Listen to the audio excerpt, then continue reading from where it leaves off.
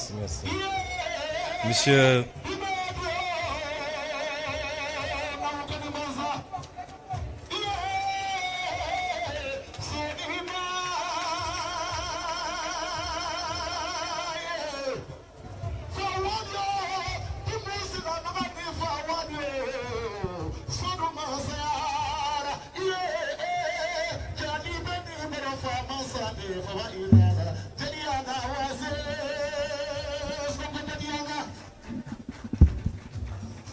Monsieur le ministre de la formation professionnelle, Monsieur le président de l'Agence japonaise de coopération internationale, Monsieur l'ambassadeur du Japon, Mesdames, Messieurs les représentants des missions diplomatiques, Monsieur le représentant résident de l'Agence japonaise de coopération internationale, Monsieur le président du conseil d'administration du Centre de formation professionnelle et technique Sénégal-Japon, Mesdames, Messieurs les directeurs généraux, les directeurs nationaux et directeurs de société, Mesdames, Messieurs les représentants des organisations patronales et des travailleurs, Monsieur le directeur du Centre de formation professionnelle et technique Sénégal-Japon, Mesdames, Messieurs les membres du corps enseignant et du personnel administratif, chers élèves et étudiants, Mesdames, Messieurs,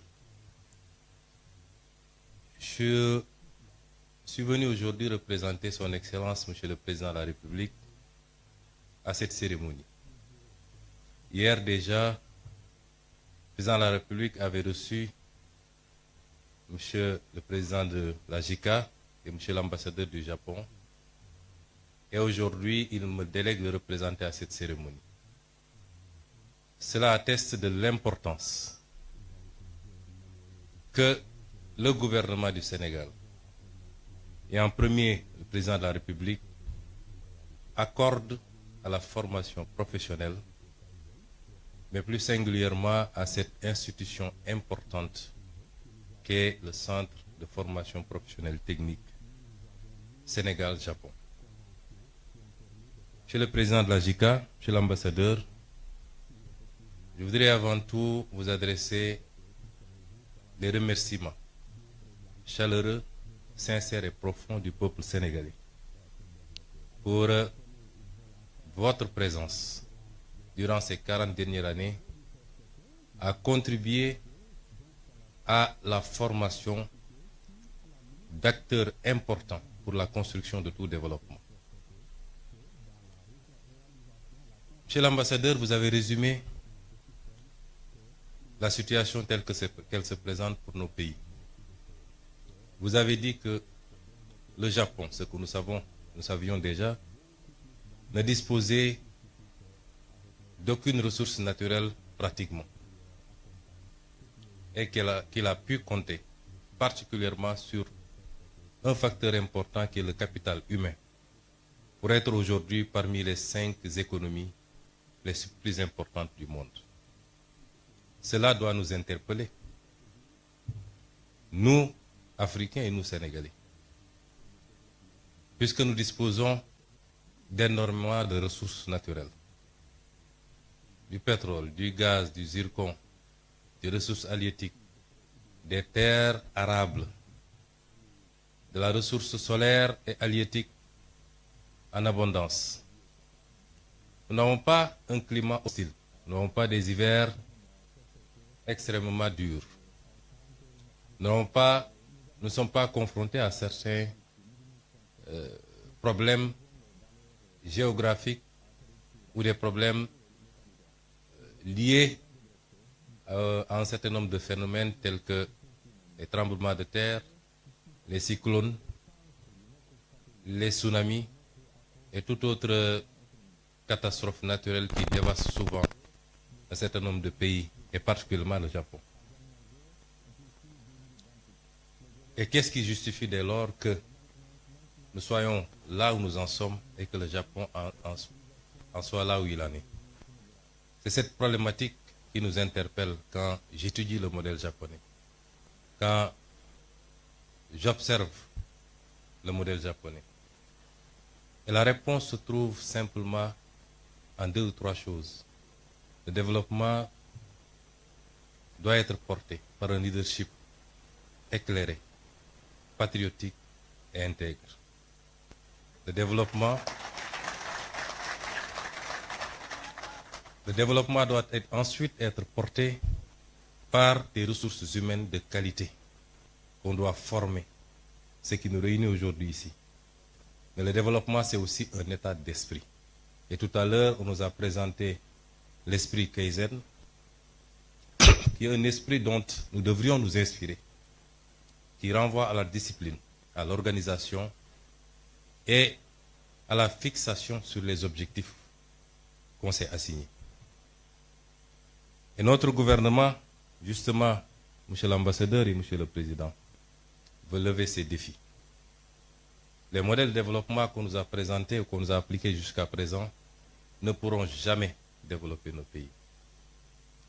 Donc c'est la fin de l'ère de l'endettement inconsidéré pour venir investir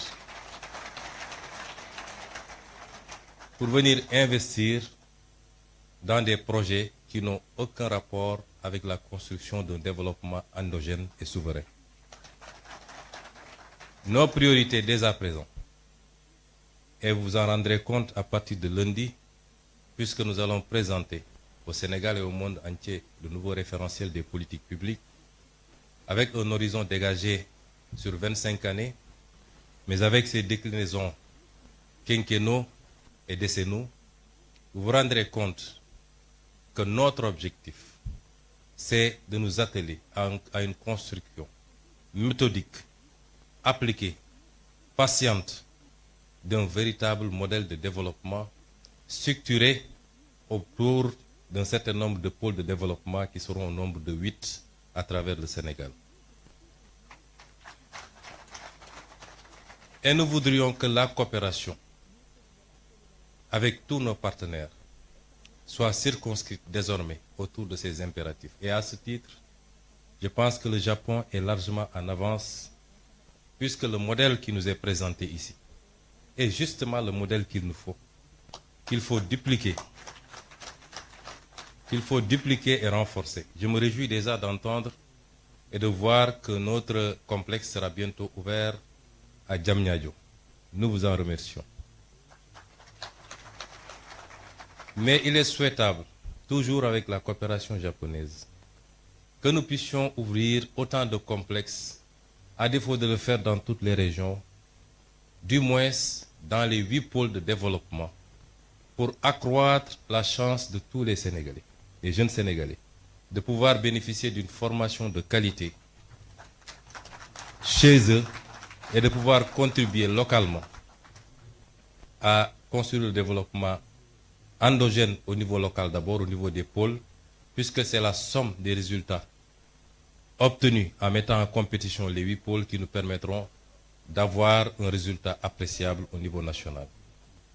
Et dans ce sens, je voudrais rassurer les partenaires. Oui, le modèle japonais est l'idéal pour nos pays. Nous préférons qu'on nous apprenne à pêcher plutôt que de continuer à nous offrir du poisson.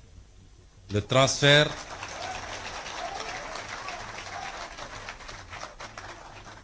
de technologie par la formation qualitative.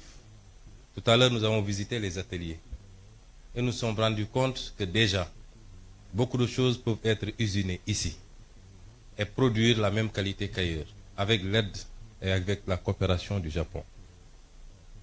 Le transfert de technologie par la formation, mais également par l'accompagnement dans la mise en place des outils est ce dont nous avons besoin désormais.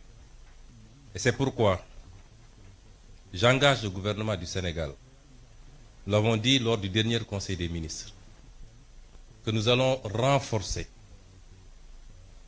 l'implication du gouvernement du Sénégal sur le plan financier, sur le plan de l'accompagnement à tout point de vue, pour booster la formation professionnelle. Et cela interpelle également notre système éducatif. Je voulais dire aux jeunes que La formation universitaire est importante, certes. Elle ne doit pas constituer une sorte de panacée. Tout le monde ne peut pas être universitaire.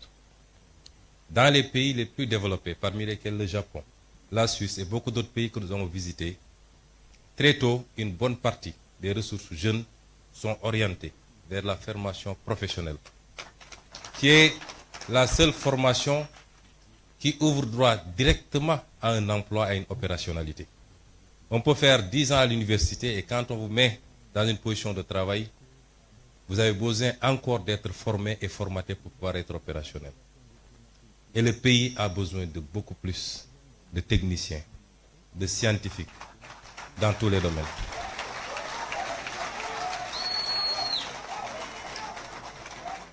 Et c'est pour rassurer également les élèves étudiants que nous ferons le nécessaire avec tout l'accompagnement qu'il faut pour que vous puissiez pousser le plus loin possible, notamment le cycle d'ingénierie,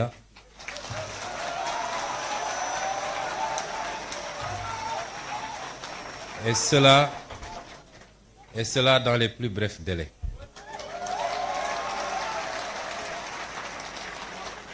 Je ne voudrais pas être long dans ce discours. Je voudrais simplement dire au peuple sénégalais,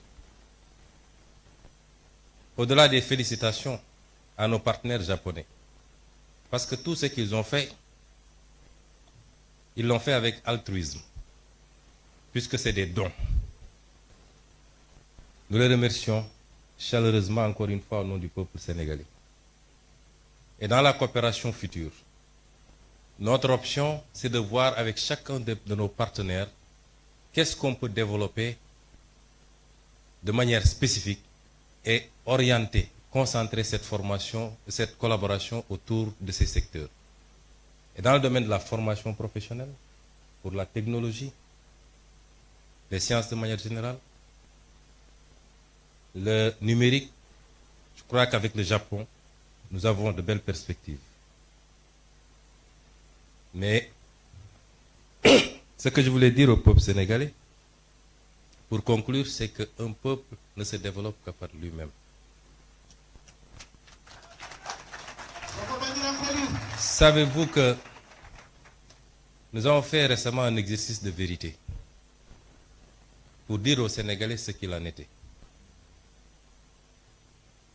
Certains ont crié au loup en disant que nous aurions dû mentir au peuple sénégalais pour éviter de nuire à l'image du Sénégal. Nous ne sommes pas dans cette relation avec le peuple sénégalais. La vérité sera dite, quelles qu'en soient les conséquences, mais pas pour nuire à l'image du Sénégal, pour lancer un message très fort au peuple sénégalais. C'est que ce qui nous a conduit à ces situations, c'est qu'on a souvent voulu se cacher derrière notre petit doigt et éviter d'affronter les réalités de face. Les modèles de développement qui ont marché ailleurs et qui sont pratiquement identiques compte tenu des réalités et des spécificités socioculturelles sont les mêmes qui développeront ce pays. Et ce modèle, c'est compter d'abord sur nous-mêmes. Notre note a été très légèrement dégradée. Nous attendions beaucoup plus. Pourquoi? Parce que même sur le plan international, les partenaires ont salué l'exercice de vérité. Mais si notre note a été dégradée après,